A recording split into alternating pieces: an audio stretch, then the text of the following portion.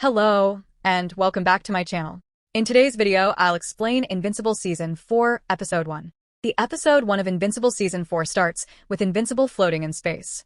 And shortly after he regained consciousness, he flies back to Earth. Just then, we saw Oliver with Debbie, now looking much older and more grown. We then saw how Invincible, Oliver and Eve continue saving the world.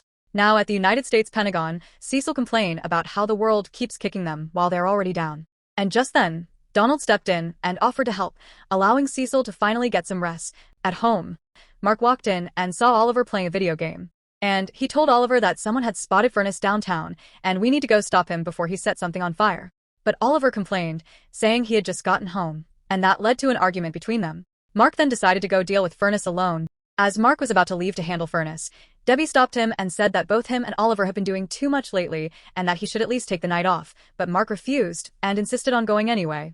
In Guardians building, Cecil asked the team to come back and rejoin the Guardians. They agreed, but only on the condition that their pay would be increased, and Cecil also made Britt the new team leader. Rudy had a problem with that since he believed he should be the one leading the team. But Cecil reminded him that he had previously walked out of the Guardians, and that this was simply the consequence of that decision. Invincible now arrived at the location where he has been called, but instead he discovered that it was Dinosaurus who had summoned him. Dinosaurus kept talking about the war and how it led to the loss of so many lives, and said that he lowered the burden of Earth. Just then, a fight broke out between them, and they engaged in a brutal battle. And Dinosaurus kept blaming Mark for everything, and said he need to die. As Invincible was about to land the final blow on Dinosaurus, and humans suddenly appeared. The man explained that Dinosaurus takes control of him whenever he wakes up. And then he begged Invincible for help. As Mark was about to kill him, Guardians team arrive. In the next scene, we saw Eve speaking with a new client at Invincible Incorporated, and then Mark arrived shortly after. Later, Mark and Eve's parents finally sat down together for a meal, and Mark tried to ask Mr. Wilkins about his job, but he responded sarcastically by bringing up the Chicago incident.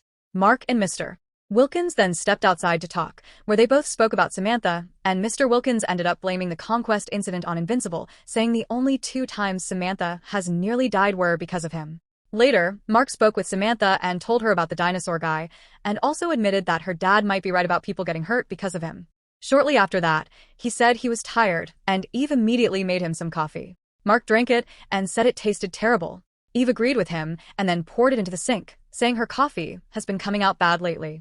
But right after that, we saw the mug and the coffee slowly melting into the sink. The next scene showed 2 workers underground checking the sewers. As they moved deeper, they were surprised that they didn't see any rats at all. But as they continued going further, they noticed something strange, and it wasn't a rat. When they tried to escape, they were suddenly stopped by a group of infested humans just as both of them got infected. The leader calmly said that it is time.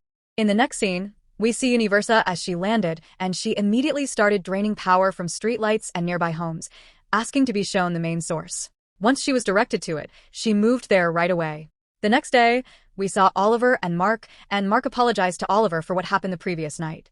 We then see Paul getting ready to leave for work, but he ran into both Mark and Oliver. Oliver teased Paul about the noise he and Debbie make, comparing it to Mark and Eve. Just then, Eve walked in and told Mark about Invincible Incorporated, informing him that someone is attacking a power station upstate. In the next scene, we saw sequids coming out of a sewer and spreading into the city, while Universa was at the power station telling the workers to increase the machine output to maximum capacity. And when they hesitated, she forced it herself. We then see Oliver being given a new suit, which triggered flashbacks for Debbie about Nolan. Invincible and Eve then arrived at the power station, and at the same time Cecil was being updated about multiple areas experiencing blackouts. While they were discussing the power station issue, Cecil is informed about another incident happening elsewhere.